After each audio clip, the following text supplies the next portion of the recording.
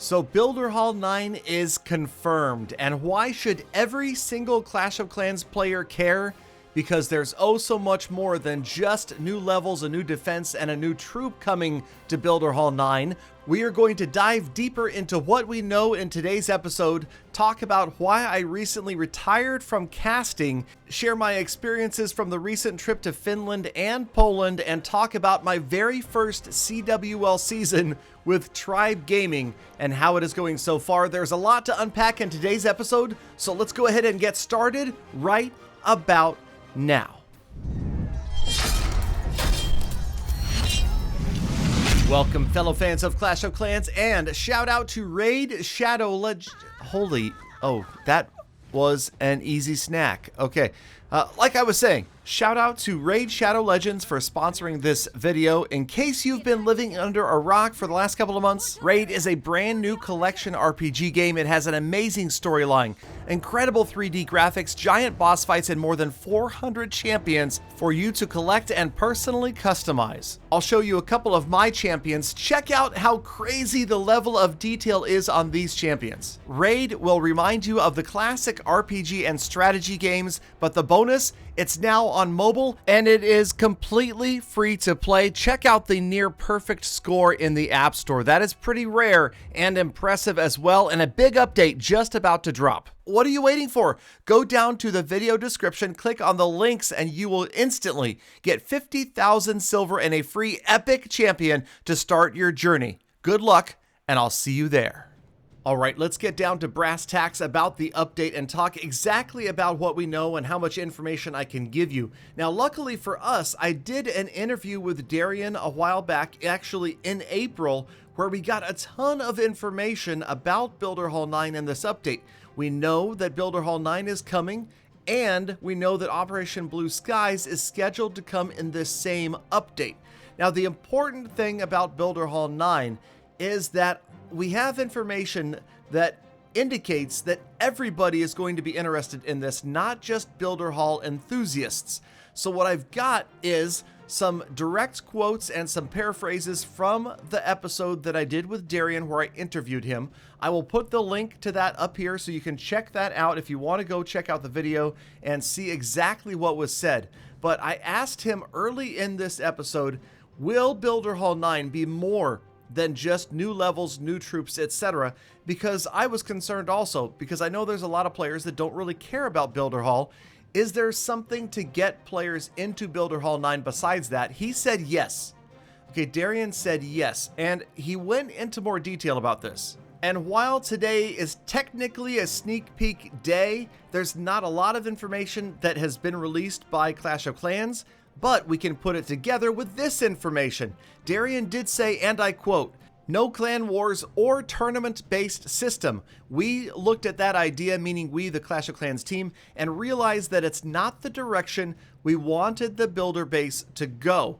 So those of you that are speculating that we might be seeing some sort of clan wars or any sort of tournaments, that was stated back in April that it would not be added in this update. That would not be part of Builder Hall 9. But what we do know about Builder Hall 9 is this. And again, this is a direct quote from Darian's mouth. He said, "Every new Builder Hall level comes with a new defense and a new troop for the builder base. We've got an idea for what we want to do for the gear up. We have a really cool new troop idea for the builder base. I love it." So you can see in this paragraph from Darian that he's really talking about three things. He's mentioned that there should be a new defense for every Builder Hall level. There should be a new troop for every Builder Hall level, and there should be another gear up. So remember, we saw the Archer Tower, the Cannon, and the Mortar get geared up. What could get geared up next? Personally, I would love to see a gear up to the Tesla. Can you imagine gearing up a Tesla that gives it double the range? I think that would be cool. Maybe I'm getting a little bit too advanced. Another thought that somebody had in a recent live stream was gear up the hidden Tesla and make one of the hidden Teslas in the home village more like the Mega Tesla that's over on the builder base. I don't know. Either one of those I thought were really, really cool. But we have more information yet to come. And this is the important part for everyone who plays the game, not just Builder Hall enthusiasts to pay attention, because Darian, and I quote, said there will be a reason for players to want to access that. Now, I'm directly quoting him. The question was, what about Builder Hall 9? Will players want to upgrade to Builder Hall 9? Why would they want to do it? And Darian said there will be a reason outside of new troops, new defenses, new levels over there in the Builder Hall that players would want to access the new Builder Base update. So he was vague, but it was definitely more information than I had anticipated he would give me back in this interview. And now we have some significant clues that we can look more closely at. And I feel like players may start to be able to put together what is happening. Now, I'll get on to those specific clues in just a moment, but I've got a couple of more really good, juicy quotes directly from Darian back from that April interview that we can again take a look at now that we know a little bit more. Now, he did say, quote, there is a little bit of a twist we have in mind in regards to Builder Hall 9. So we knew even back in April that we weren't just seeing another Builder Hall, get over there and level up more stuff, and that's all it is. There's a twist. What is this twist? Well, we know that the purpose of the twist is likely to get other players other than Builder-based players interested in upgrading, right? Okay, and maybe, just maybe, now I'm speculating, this tweet that was posted yesterday by Clash of Clans' official Twitter page could have something to do with it. Hey, what's going on? And of course, this picture. Okay, so let's break this down, and I'm going to also include some comments that I received in a live stream earlier today on Facebook Gaming, fb.gg/realgaladongaming. Join me today. We talked about this image and what it could possibly mean. No, I don't think it's the builder trying to hit the moon with his hammer, although that was brought up. Okay, so let's just individually take a look at the images. First of all, the setting. They are looking off into the distance, in towards the ocean, the open water. Where are they standing? On the shoreline of somewhere where it's nighttime. So where is it nighttime in Clash of Clans? It's only nighttime in the Builder Base. It's not nighttime in the home village, at least it hasn't been as far as we know up to this point, right? It's only nighttime in the Builder Base. So let's just deduce that perhaps these two characters are standing on the shore of the Builder Village. Now, if you look at the Barbarian, he's pretty typical, except for, of course, he has a briefcase, he has his sword, and on his shoulders is the Builder, but that's not a home village builder. Remember, this is the blue-capped builder, which means he's the Builder-based builder.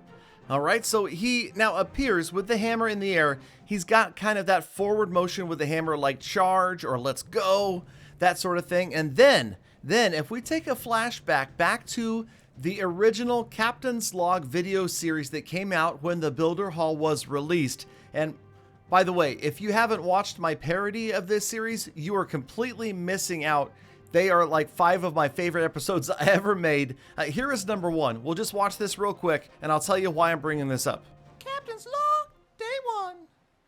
I wonder if we should have planned this trip out a little better. Maybe we should have brought some food. Maybe I should have brought the archer instead of the wizard.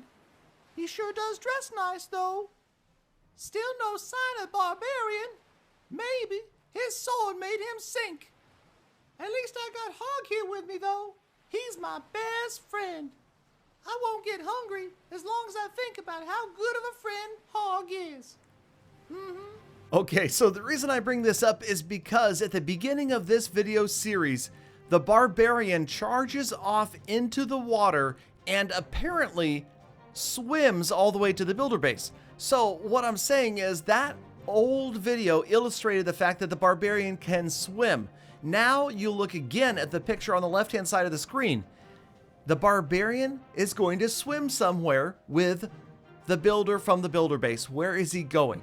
All right, so that is left up to you guys to speculate. The opinions that I had in my stream, some players thought that maybe he was going to swim over with the Builder back to the home village just to gear something else up, which is possible, right? But that seems, after all the other clues we've had, that seems a little bit elementary.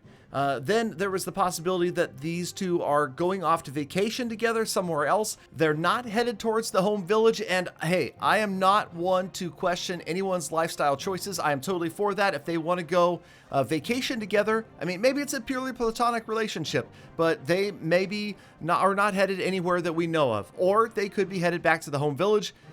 to do something else. Somebody said, oh, well, the builder base builder is going to the home village. Well, if he does that, then who is the builder at the builder base village? That doesn't make a lot of sense because there needs to be a builder there, especially because Builder Hall 9 is coming. So there's really a lot to be taken from this, or maybe none at all. It is up to you guys to decide. All I can say, we go back to the fact that yes, Builder Hall 9 is confirmed, and yes, I can promise you a great deal of more detailed information as soon as I possibly can. Remember, I say it almost as often as I say spell timing and placement. The earliest and most accurate update information is going to come from this channel, so I hope that you are subscribed if you're still here, by the way. If you're not, then hey, they're missing out. Let them go off and do their own thing. We're still here. We're watching some great Tribe Academy 3 stars. And okay, so before the episode wraps up, that's it, by the way. If you just came to hear about update stuff, that's all I have for you. But I know that some other people want some other information. So let me go ahead and tell you what's going on. Yes, if you saw the recent tweets of mine, I did decide that I had to pull out of casting pretty much completely. It was just too much time out of town, and for those of you that know me, that maybe hang out my streams, you know that for me, family comes first, and I think that's an important priority for everyone to have. And you know, I've got 2 college-age daughters who are going to be home for the summer. My wife travels a great deal on business, and between her travels and my travels, we were almost not seeing each other at all. And then our dog, Awesome, if you didn't hear, he unfortunately has lymphoma. He is undergoing chemotherapy right now, so he really can't be left alone either. So there were just so many reasons that I just couldn't see leaving the country for 7 to 14 days every single month, because that's what it's been for the last several months. And as much as I love the casting, let me tell you, it is a lot of fun. I really had a great time with Klaus, with Woody, with Renee, with Echo, with everybody that was there, the people from ESL, the people from Supercell, and of course, the most important part, the players, meeting incredible players, incredible personalities, incredibly skilled attackers, hanging out with these guys, learning a lot from them.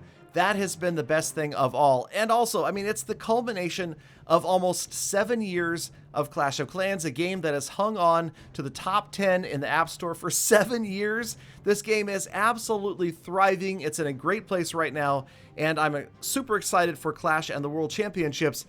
I just had to make a choice, and this was what had to be sacrificed. I had to stop making the trips out of the country overseas, especially now. I live on the West Coast. You guys remember I used to live in New York City.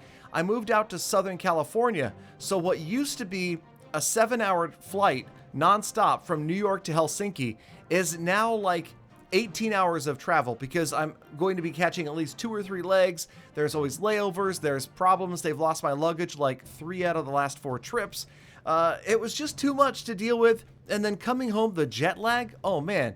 I mean, I've been home for 6 days at this point, and the jet lag just today is the first day I felt normal. And, you know, so there's just been so many different reasons, and I feel bad because I loved it. And I know that a lot of people really enjoyed Klaus and I casting, but both of us, for similar reasons actually, decided that it was best for us to move on and to focus more at home on family. And of course, for me personally, I want to focus on live streaming. You guys, again, I know I pound it in all the time, but fb.gg/realgaladongaming. I am live streaming every single day on Facebook and having a great time doing it. I really love the direct interaction. If anything, that's something about casting that casting misses, is that ability for the direct feedback, for that conversation with you, the Clasher. If you guys want to ask me questions, you know, you don't have to run into me on the street, or, you know, you don't have to count on me trying to reply to one of your Twitter messages or Instagram DMs or something like that. Just show up in a live stream. I answer just about every comment. Now, I was streaming earlier today, and we had a couple thousand people in the chat, but you know what? It's funny. On Facebook, the chat is much slower than on other streaming platforms. I think it's because there's fewer trolls. And what's cool about that is then when people talk on a Facebook live stream, they usually have something pertinent to say or to ask. It's not just garbage. People aren't just spamming emotes or whatever, but there are, of course, emotes to spam if you want to do that. But I'm just saying, so what happens in these Facebook streams, whether I've got 200 or 2,000 people watching, I can usually see most of the comments and reply to most of them. So if you want a direct interaction with me, and that's what I love with the audience, then come by the Facebook stream and we'll definitely have that together. And then last but not least, Tribe Gaming, Tribe Academy. Oh my gosh, this has been so much fun. So the way it's working is I'm in Tribe Gaming during non-CWL days. And then when CWL starts, of course, Tribe Gaming is still out there qualifying with new players. So all of the rest of us go over to Tribe Academy, which is cool because that's me, and it's also players like Itsu and Sebix and Evechek. So you get to see these complete pros and some players who've already qualified to go to the finals later on this year playing in CWL, and I am learning a ton.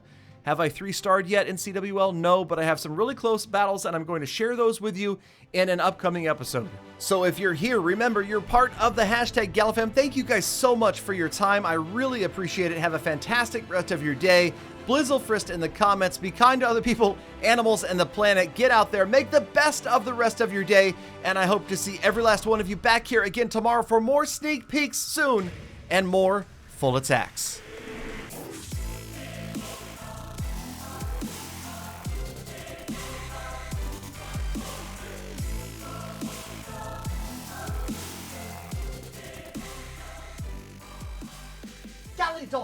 Galadon, come on, why speculate? I'll tell you exactly what's happening. With Build the Whole 9, they're going